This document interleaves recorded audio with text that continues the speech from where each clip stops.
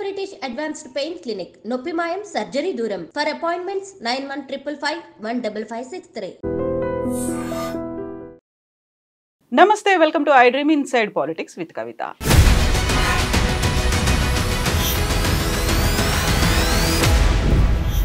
తెలంగాణలో ఒక విచిత్రమైనటువంటి పొలిటికల్ సిచ్యువేషన్ నెలకొందా? రేవంత్ రెడ్డి వేసినటువంటి ఒక ట్రాప్లో బీఆర్ఎస్ పార్టీ పడిందా? సెల్ఫ్ డిఫెన్స్ బీఆర్ఎస్ లీడర్లు చేస్తున్నారా? అసలు సమస్యలన్నీ పక్కదారి పట్టాయా? డైవర్షన్ పాలిటిక్స్కే ప్రాధాన్యత ఇస్తున్నారా? మనతో పాటుగా ఉన్నారు బీఆర్ఎస్ నుంచి సీనియర్ లీడర్ రావుల శ్రీధర్ రెడ్డి గారు. శ్రీధర్ రెడ్డి గారు నమస్కారం అండి. సో ఇప్పుడు నేను చెప్పిన ఇంట్రడక్షన్ అంతా ఒక అనాలిసిస్గా చూసుకుంటున్నారా, ఆరోపణగా చూసుకుంటున్నారా, లేకపోతే మీకు యాక్చువల్గా బీఆర్ఎస్ పార్టీ నుంచి దీన్ని ఎట్లా చూస్తారు? మీరు ఎలా సమర్థించుకుంటారు? దీంట్లో సెల్ఫ్ డిఫెన్స్ ఏముంది? మనం ఏమన్నా తప్పు చేస్తే ఆ తప్పు చేసినందుకు ఏమన్నా అపరాధ భావనగానో లేకపోతే కాపాడుకోవడానికి ఏదైనా సెల్ఫ్ డిఫెన్స్ అనుకోవాలి. మేము చేస్తుంది ప్రభుత్వం చేస్తున్న తప్పులను ఎత్తి చూపడమే. అది సెల్ఫ్ డిఫెన్స్ ఎట్లా అవుతుంది? తప్పులు అంటున్నారు, కాకుంటే కీలకమైనటువంటి సమస్యలన్నీ అలాగే ఉన్నాయి. ఏదో ఒక ఇష్యూ వస్తుంది, ఆ ఇష్యూ వెనకాలే అంతా పడుతున్నారు, దాని మీదే పోరాటాలు అవుతున్నాయని కాదంటారా? ఇప్పుడు కీలకమైన సమస్యలు అంటే ప్రధానంగా వాళ్ళు ఇచ్చిన హామీలు నెరవేర్చకపోవడం అనేది ఒక పెద్ద ఇష్యూ. దాంట్లో రైతు రుణమాఫీ అనుకోండి, రైతు భరోసా అనుకోండి, ఇప్పుడు ప్రత్యేకంగా పత్తి కొనుగోళ్ళు అనుకోండి, ధాన్యం కొనుగోళ్ళు అనుకోండి, ప్రభుత్వం సరిగ్గా లేదు. ఇవాళ గురుకులాల్లో మీరు చూస్తూ ఉన్నారు, నిన్నటి నుంచి పిల్లలు ఫుడ్ పాయిజన్ ఇంకిపోయి హాస్పిటల్లో పురుగులు వస్తున్నాయి, పురుగులు అన్నం పెడుతున్నారని చెప్పి, కొన్ని చోట్ల కరెంట్ ఉండట్లేదని చెప్పి రకరకాలుగా వరుస ఇన్సిడెంట్స్, అందరు పిల్లలు హాస్పిటలైజ్డ్ అవుతున్నారు. సో ఇవన్నీ అంశాల మీద పోరాడుతూనే కీలకమైన అంశాల విషయంలో ఎక్కడ కూడా మౌనంగా లేము కదా. ఇప్పుడు లగచర్ల ఇష్యూ వచ్చిందండి. ఆడ ఫార్మా విలేజ్ వద్దు, మా భూములు మేము కోల్పోవడానికి సిద్ధంగా లేము, ఈ అభివృద్ధి మాకొద్దు ఇక్కడ అనేది ప్రజలు అంటున్నారు. అర్జెంటుగా ఆడ ఫార్మా విలేజ్ పెట్టాల్సిన అవసరం ఈ రాష్ట్రానికైతే ఏమీ లేదు. మరి ముఖ్యమంత్రి గారికి ఎందుకు వచ్చిందో మనకు తెలియదు. ఉద్యోగాల కల్పనకు సంబంధించి రకరకాల ఇతర మార్గాలు ఉన్నాయి. ఆడ వాళ్ళ భూములు కోల్పోయిన తర్వాత వాళ్ళ ఉపాధి పోగొట్టించే కల్పన ఏంటి నాకు అర్థం కాలేదు. అట్లాంటి అంశాల మీద పోరాడుతూనే ఉన్నాం. అయితే లగచర్ల అన్నారు కాబట్టి లగచర్ల మీద చేసినటువంటి పోరాటంలో ఒక కుట్ర కోణం ఉంది. రాజకీయంగా దురుద్దేశంతోనే, బీఆర్ఎస్ ప్రోద్బలంతోనే దాడి జరిగింది అనే మాట. దాని పోరాటం అనేది ప్రజల పక్షం నుంచి కాకుండా రాజకీయంగానే పోరాటం అయింది అనేది ఎండ్ ఆఫ్ ద డే అక్కడ చాలా క్లియర్గా ప్రజలు వద్దనుకున్నప్పుడు, ఆ భూములు కోల్పోవద్దనుకున్నప్పుడు ప్రధాన ప్రతిపక్ష పార్టీగా బీఆర్ఎస్ పార్టీ, మా ప్రతినిధిగా అక్కడ మాజీ ఎమ్మెల్యే నరేందర్ రెడ్డి గారిని వాళ్ళందరూ అప్రోచ్ అయినప్పుడు కదా ఆయన పోరాటం స్టార్ట్ చేసినాడు. ఆయన ప్రజల్లోకి ఇంకా భావన భూములు ఇచ్చేయాలనుకుంటే పోరాటానికి అవకాశమే లేదు కదా. వాళ్ళందరూ భూములు ఇవ్వద్దు అనుకున్నారు కాబట్టి వాళ్ళ వైపున ప్రతిపక్ష పార్టీగా మేము నిల్చున్నప్పుడు జరిగిన ఇన్సిడెంట్లో ఆయనను ప్రధాన ముద్దాయిగా చూపించి కుట్రకోణం ఉండే విధంగా చూపించే ప్రయత్నం ప్రభుత్వం చేస్తుందనేది మా అభిప్రాయం. ఇవాళ కోర్టు కూడా నిన్న ప్రశ్నించింది కదా, ఉగ్రవాదిలాగా ఒక మాజీ ఎమ్మెల్యేని అరెస్ట్ చేయాల్సిన అవసరం ఏమొచ్చింది?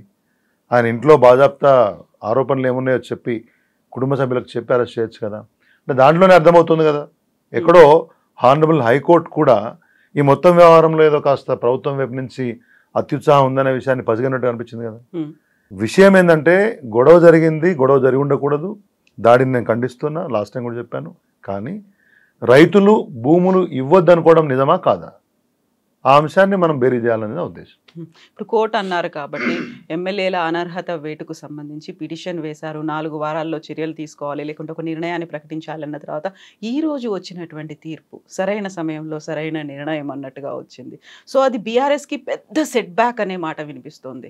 మాకెందుకు సెట్ బ్యాక్ అవుతుందండి? ఇప్పుడు వాళ్ళు ఇప్పుడు ఎమ్మెల్యేలను కొంతమందిని తీసుకున్నారు, నిజంగానే ఫిరాయింపుల చట్టం పనిచేస్తే స్పీకర్ గారు ఒక నిష్పక్షపాతమైన తీర్పు ఇవ్వాల్సి వస్తే వాళ్ళను వెంబడే డిస్క్వాలిఫై చేయాలి. ఆ పని వారు చేయట్లేదు. చేయనప్పుడు స్పీకర్కి ఒక మెమరాండం ఇచ్చింది పార్టీ, మా ఎమ్మెల్యేలు ఇచ్చారు. అదే సమయంలో అది కాదనుకున్నప్పుడు, ఉద్దేశపూర్వకమైనటువంటి డిలే అవుతుందని అనుకున్నప్పుడు కోర్టుకు పోయినాం. కోర్టు స్పీకర్ పరిధిని, అంటే ఈ రాజీనామాల పరిధి వారిదే, వారే నిర్ణయించాలని చెప్పారు.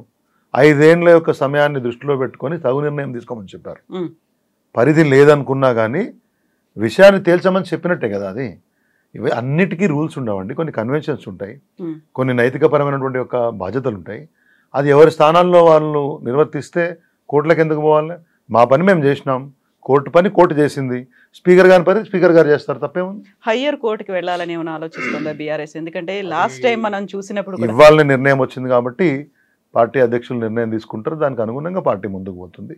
End of the day party మారిన ఎమ్మెల్యేలను వారికి వ్యతిరేకంగా అంటే స్పీకర్ గారు నిర్ణయం తీసుకోవాలనేది బీఆర్ఎస్ పార్టీ యొక్క లైన్, దానికి అనుగుణంగా కార్యాచరణ ఉంటుంది. సో ఈ మధ్య కాలంలో వినిపిస్తున్నటువంటి విశ్లేషణలో 1 year కాలం కంప్లీట్ కాబోతోంది విత్ ఇన్ ఫ్యూ డేస్. ఆ టైంలోనే చేపట్టాల్సినటువంటి పనులు కావచ్చు, హామీల అమలు కావచ్చు, ఇవన్నీ జరగలేదు అనేది కాంగ్రెస్ పార్టీ యాక్సెప్ట్ చేస్తున్నప్పటికీ కూడా బీఆర్ఎస్ మాత్రం వాటి మీద సరైన దిశలో పోరాటం జరపట్లేదు. ఒక ట్రాక్ తప్పింది, ఆ ట్రాక్ తప్పేలా చేసి ఒక ట్రాప్లోకి లాగింది రేవంత్ రెడ్డి అనేటువంటి విశ్లేషణలు వినిపిస్తున్నాయి. ట్రాక్ మేము తప్పడం ఏంది, మేమే ఎక్కువ స్పీడ్ ఉన్నామని వాళ్ళు బాధపడుతుంటే ఇప్పుడు మేము అన్నిటినీ అడుగుతున్నాం కాబట్టి ఆయన ప్రతిరోజు ఫ్రస్ట్రేట్ అయిపోయి, అది గవర్నమెంట్ ప్రోగ్రామ్ అయినా ప్రైవేట్ ప్రోగ్రామ్ అయినా సమయం సందర్భంతో సంబంధం లేకుండా బీఆర్ఎస్ తిట్టడమే పనిగా పెట్టుకున్నారు. దాంతో ఎవరు ట్రాప్లో ఎవరు పడ్డారు? బీఆర్ఎస్ కాదు, పర్టికులర్గా కేసీఆర్నే అంటున్నారు. కేసీఆర్ గారు ఈ మధ్య కాలంలో ఆయనను ఒక మాట అన్నది లేదు, ప్రభుత్వాన్ని ఒక మాట అన్నది లేదు. కొంత సమయం ఇవ్వాలని చెప్పారు, వారు మౌనంగా ఉన్నారు, అబ్జర్వ్ చేస్తూ ఉన్నారు. పార్టీ వర్కింగ్ ప్రెసిడెంట్ గారు కానీ హరీష్ రావు గారు కానీ మిగతా నాయకులు వేరియస్ వేదికల మీద ప్రతిపక్షంగా చేయాల్సిన పని చేస్తున్నాం. దాన్ని ఆయన తట్టుకోలేక రేవంత్ రెడ్డి గారు ఆయన ఇష్టారీతిన మాట్లాడుతున్నాడు. మరి ఎవరి ట్రాప్లో ఎవరు పడ్డట్టు లెక్క? మేమెందుకు వాళ్ళ ట్రాప్లో పడతాం? ఇప్పుడు అవసరం ఏముంది ఆయన ట్రాప్లో పడడానికి? ఆయన తీసుకొచ్చిన అంశాల్లో ఒక ప్రాపర్ లాజిక్ లేకపోతే ప్రజల వైపు నుంచి ప్రజాధనం నష్టమైద్ది అనుకుంటే కూడా, ప్రజలకు నష్టమైద్ది అనుకుంటే కూడా స్పందిస్తాము. దీనిలో ట్రాప్లో పట్టడం లాంటివి ఏం లేవండి. సో పర్టికులర్గా కేసీఆర్ గారి గురించి మాట్లాడుతున్నారు ప్రతిసారి పదే పదే అనే మాట. ఇప్పుడు 10 ఏళ్ల పాలన చేశారు, ఓడించినప్పటికీ అసలు ఏం జరిగింది అనేది తెలుసుకోలేకపోయారు, ఇప్పటికీ సరైన దారిలోకి రాలేదు కేసీఆర్ అనే మాట. ఒకళ్ళ దారిలోకి ఆయన ఎందుకు వస్తారండి? Is a very tall leader, successful leader. ఒక 40 years పొలిటికల్ ఎక్స్పీరియన్స్ ఉంది వారికి. 10 సంవత్సరాలు ముఖ్యమంత్రిగా చేసిండ్రు. ఒక రాజకీయ పార్టీ స్థాపించి ఒక 24 సంవత్సరాల సుదీర్ఘ రాజకీయ ప్రయాణం చేసిన తర్వాత ఇంకొకళ్ళు పాఠాలు నేర్పాల్సిన అవసరం ఏముంటుంది? వాళ్ళ కాంగ్రెస్ దారిలోకి మేమెందుకు పోతాం? బీజేపీ ఆలోచించినట్టు, బీజేపీ అనుకున్నట్టు మేమెందుకు పనిచేస్తాం? ప్రతి పార్టీకి ఒక పోరాట పందా ఉంటుంది, ఒక వ్యవహార శైలి ఉంటుంది. దానికి అనుగుణంగా ఏం నేర్చుకోవాలని నాకు అర్థం కాలే. 10 సంవత్సరాల తర్వాత మీకు తీర్పు ఇచ్చారు, మాకు కూడా ఒక 37% మంది ఓట్లు వేశారు. ఇంకా ఎవరికన్నా వాళ్ళకి అభ్యంతరాలు ఉంటుంది, వాళ్ళు మార్చుకోవాలి తప్పితే మా పార్టీ ఎట్లా నడవాలనేది మా అధ్యక్షులు నిర్ణయిస్తారు. మా పార్టీ ఎట్లా ఏ అంశం మీద ఎట్లా పోరాడాలనేది మా పార్టీ అధ్యక్షులు నిర్ణయిస్తారు. అది కాంగ్రెస్ పార్టీ బీజేపీ అనుకుంటే మేము చేయం కదా అట్లా. సో కాంగ్రెస్ బీజేపీ అని మీరు అంటున్నారు, కానీ అదే కాంగ్రెస్, అదే ముఖ్యమంత్రి రేవంత్ రెడ్డి ఇటు బీఆర్ఎస్ అటు బీజేపీ రెండింటినీ కలిపి ఇద్దరూ సరైన ఒకే ట్యూన్లో ఉన్నారు, ఒకే ట్రాక్ మీద నడుస్తున్నారు అని చెప్తూ సోనియా గాంధీకి సంబంధించి ఒక మాట అన్నారు. తెలంగాణలో ఇంతమంది ఆత్మ బలిదానాలు జరుగుతున్నాయి కాబట్టి తను తెలంగాణ ఏర్పాటుకు సహకరించారు, ఏర్పడేలా చేసింది కూడా తనే, కాళ్ళు కడిగి తల మీద చల్లుకోవాలి అనే మాటతో పాటుగా కేసీఆర్ని ఒక మొక్కతో పోల్చారు, ఇంకా ఎదగనివ్వను పీకి పారేస్తాను అనే మాట. అంటే అహంకారం పూర్తయినటువంటి మాట ఏంటంటే, ఒకటి మీ పార్టీ నాయకురాలని కాళ్ళు కడిగి నెత్తిన పోసుకోండి, రోజు పూజలు చేయండి, దానికి అది మీ పార్టీ మీ ఇష్టం. కానీ కేసీఆర్ గారిని మొక్క నేను పీకేస్తాను, మొలోనియను చేయనియను, ఇవి ఆ స్థాయికి పోయిన తర్వాత ముఖ్యమంత్రి మాట్లాడాల్సిన మాటలు కాదు. ఎవరెవరిని పీకేలేరండి. 37.5% ఓట్లు వేసిన ప్రజలు మా వెంబడి మొన్న అధికారం పోయిన సందర్భంలో కూడా ఉన్నప్పుడు, ఒక బలమైనటువంటి స్థానం ప్రజల గుండెల్లో ఉన్నప్పుడు ఒక వ్యక్తి అనుకుంటే ఇంకొకరిని పీకేయడము, మొలవకుండా చేయడము అది ప్రజల చేతులలో ఉంటుంది. రేపు పొద్దున ఎలక్షన్ వచ్చినప్పుడు మరొకసారి మా ఎజెండా మేము పెడతాం, వాళ్ళ ఎజెండా వాళ్ళు పెడతారు. రేవంత్ రెడ్డి అనుకుంటే ప్రజలు వద్దనుకోవడము, రేవంత్ రెడ్డి గారు కావాలనుకుంటే ప్రజలు అనుకోవడం ఉంటుందా? అది అతిశయం, అహంకారం. అది సరైన పద్ధతి కాదు. ఒక ముఖ్యమంత్రి స్థాయికి ఒక ప్రభుత్వ కార్యక్రమంలో మాట్లాడిన పద్ధతి కానే కాదు. వాళ్ళ విచక్షణకు వదిలిపెడదాం. సో 10 ఏళ్లలో ప్రజలు ఈ 10 నెలల్లో ఏం కోల్పోయారో తెలుసుకున్నారా? కేసీఆర్ అయితే అదే మాట పదే పదే చెప్తున్నారు, కాకుంటే పోయినవి మీ ఇంట్లో ఉన్నటువంటి 4 ఉద్యోగాలు మాత్రమే అని రేవంత్ అంటున్నమాట. రేవంత్ రెడ్డి గారు కాంగ్రెస్ పార్టీ లైన్ ఆయన లైన్ మాట్లాడతాడు కదా. ప్రజలు ఏం పోగొట్టుకున్నారు అనే అంశానికి వచ్చినప్పుడు ఏంటంటే, ఈ ప్రభుత్వం చెప్పిన హామీలు చేయకపోవటం, 10 సంవత్సరాల్లో రైతులకు కానీ అన్ని వర్గాలకు ఏదైతే ఒక కంఫర్ట్, ఒక ఇచ్చినటువంటి ఒక బెస్ట్ ఎమ్యూనిటీస్ లేకపోతే సర్వీసెస్ అయితే ఉన్నాయో వాటిలో వచ్చినటువంటి గ్యాప్ని ప్రస్తావించి చెప్పినాం. ఫర్ ఎగ్జాంపుల్ 24 hours పవర్ తీసుకుందాం మనం. రైతులనే, మేజర్ సెగ్మెంట్ రైతులు కదా మన దగ్గర. ఇరిగేషన్ ఫెసిలిటీసు, వాటరు, ఒకవైపు గ్రామాల్లో డ్రింకింగ్ వాటరు, ఫ్రీ కరెంటు ఇవన్నీ ఇచ్చినాం కాబట్టి ప్రభుత్వం ఒక సీరియస్ అప్రోచ్ తీసుకుంది కాబట్టి ధాన్యం ఆయకట్టు పెరిగింది, ధాన్యం దిగుబడి పెరిగింది, ప్రభుత్వం కొన్నది రైతుల్ని ఒక కంఫర్ట్ లెవెల్లో పెట్టింది. ఇప్పుడు ఆ గ్యాప్ కనబడుతుంది ప్రభుత్వానికి రైతులకు మధ్యలో. అలా పత్తి కొనుగోళ్లకు సంబంధించి రైతుల కష్టాలు మనం చూస్తున్నాం.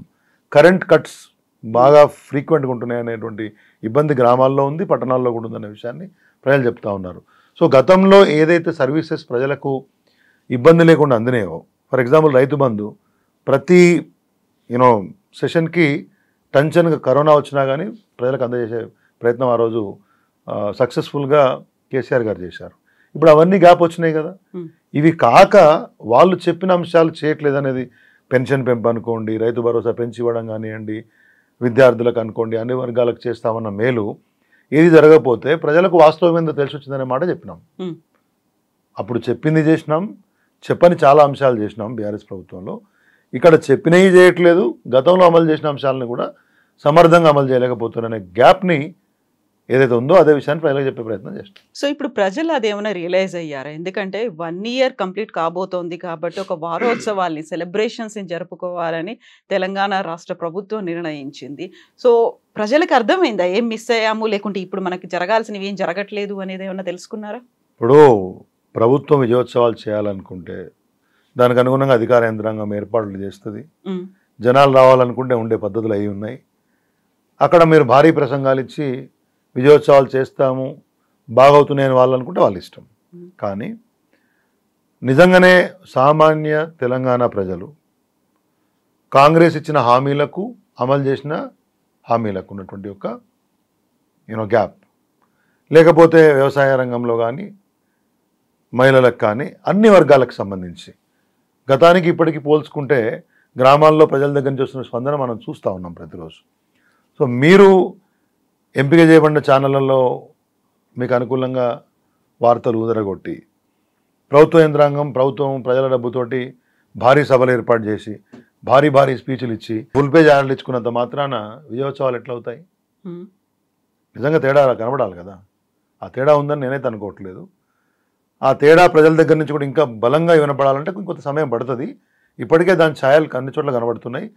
పోయిన 2-3 నెలల్లో ఈ వర్గం ఆ వర్గం అని లేకుండా అందరూ రోడ్ల మీదకి వచ్చారు. పోలీసుల దగ్గర నుంచి హోంగార్డుల వరకు, ఉపాధ్యాయుల దగ్గర నుంచి రైతుల వరకు. కాబట్టి తెలిసిపోతూ ఉంది కదా ప్రభుత్వం యొక్క పనితీరు ఎట్లుందనేది. ఇంకింత సమయం పడుతుంది దాన్ని కన్సల్టేట్ చేయడం కోసం. సో ప్రజల దగ్గర నుంచి ఒక వ్యతిరేకత, ఒక ఆందోళన అనేది మెల్లిమెల్లిగా కనిపిస్తోంది, బయటికి వినిపిస్తోంది అనుకున్నప్పుడు బీఆర్ఎస్ చేయాల్సినటువంటి ఒక ఆందోళన, ఒక ఉద్యమం అనేది కేవలం తెలంగాణ భవన్ వేదికగా అక్కడ ప్రెస్ మీట్లు జరుగుతున్నాయి, ప్రతిరోజు లీడర్స్ వచ్చి మాట్లాడుతున్నారు తప్ప అది క్షేత్రస్థాయిలో కనిపించట్లేదు అనే మాట. ఇప్పుడు మీరు చూడండి, నిన్న మహబూబాద్లో లగచర్ల గిరిజనులకు జరుగుతున్న అన్యాయానికి సంబంధంగా అక్కడ గిరిజన ప్రాంతం అది, అక్కడ ప్రజాప్రతినిధులు ఒక ధర్నా తలబెట్టే ప్రయత్నం చేశాము. ప్రభుత్వం నిరాకరించింది. ఇప్పుడు కోర్టు పోయినా తెచ్చుకునేది. రేపు 29కు ఒకటి దీక్షా దివస్ ప్లానింగ్ ఇచ్చాము. అంతకుముందు రైతు రుణమాఫీకి ప్రభుత్వ నిర్లక్ష్యం సంబంధించి రాష్ట్ర వ్యాప్తంగా అనేక చోట్ల ధర్నాలైనాయి, ర్యాలీలైనాయి. ఎంఆర్ఓలకు, ఆర్డీఓలకు, కలెక్టర్లకు వినతి పత్రాలు లాంటి ఇచ్చే కార్యక్రమాలు చేసినాం. హైదరాబాద్ నగరంలో కూడా మూసీ విషయంలో ప్రజల ఆందోళన చేపట్టినప్పుడు, వాళ్ళు ఇండ్లు పోతాయని భయపడినప్పుడు మూసీ ప్రాంతాల్లోకి ముందుగా వెళ్ళింది బీఆర్ఎస్ పార్టీ. ప్రజల్ని కలిసింది. మీరు ఇండ్లు పోతాయని మీరు భయపడొద్దని, ప్రభుత్వ నిర్బంధాన్ని తట్టుకోవడం కోసం మేము అండగా ఉంటామని చెప్పి ముందు ప్రజల్లోకి పోయింది బీఆర్ఎస్ పార్టీ. హైడ్రా విషయంలో అక్కడక్కడ సామాన్య ప్రజలను ఇబ్బంది పెట్టే ప్రయత్నం చేస్తే ముందుగా స్పందించింది బీఆర్ఎస్ పార్టీ. ఇవాళ పత్తి రైతుల విషయంలో కానీ, ధాన్యం కొనుగోళ్ల విషయంలో కానీ, కరెంటు విషయంలో కానీ ముందుగా స్పందించింది బీఆర్ఎస్ పార్టీ. మేము అతిగా స్పందించామని వాళ్ళు అంటుంటే మీరేమో మేము స్పందించట్లేదు అంటున్నారు. తెలంగాణ భవన్ వేదికగా, మీడియా వేదికగా ప్రజలకు వాస్తవాలు చెప్తాం మీడియా ద్వారా. సమయంలో మన క్షేత్ర స్థాయి కార్యాచరణ కూడా సమాంతరంగా ఉంటుంది. సంవత్సరమే కదా, ఇంకా చాలా సమయం ఉంది. ఇప్పుడే మనం ఇంకా క్షేత్రానికి పూర్తి స్థాయిలో వెళ్ళడానికి సన్నద్ధమైపోతాం. ఇప్పటికే అనేక అంశాల మీద అక్కడ ఉన్నటువంటి స్థానిక మండల స్థాయి కానివ్వండి, జిల్లా స్థాయి కానివ్వండి, అక్కడక్కడ కార్యాచరణలు ఎక్కడికక్కడ చేపడుతున్నారు. రాష్ట్ర స్థాయిలో కేటీఆర్ గారు ఇప్పటికే రైతు రుణమాఫీ మీద కార్యాచరణ చాలాసార్లు ఇచ్చినాం. అనేక చోట్ల వారు కూడా అటెండ్ అయినరు. నేను ఇంతకుముందు చెప్పినట్టు మూసీ, హైడ్రా, వచ్చిన అంశంలో ఎక్కడ ప్రజలు కోరుకున్న ప్రతి దగ్గర మేము ఉన్నాం. సో ఈ మధ్య కాలంలో వినిపించినటువంటి ఆరోపణలు, అరెస్టులు, అక్రమాలు ఇవన్నీ కాకుండా 2025లో కేసీఆర్ విశ్వరూపం ఉంటుంది అనే దానికి సంబంధించి కార్యాచరణ లేకపోతే ఎక్కడ ఎలా బయటకు వస్తున్నారు? టేక్స్ టైం, వారే చెప్తారు. ఎందుకంటే వారు ఏంటంటే ఒక సమయం ఇవ్వాలి ప్రభుత్వానికి అనే ఉద్దేశంతో కేసీఆర్ గారు అనేక మాటలు చెప్పారు. డిసెంబర్ 2025లో ఖచ్చితంగా ఒక సంవత్సరం అయిపోతుంది. వారి కార్యాచరణ బయటకు వచ్చినప్పుడు మీకు ప్రస్ఫుటంగా తెలుస్తుంది, తెలియజేసి ముందుకు పోతాం. థ్యాంక్ యూ సో మచ్ అండి. Thank you.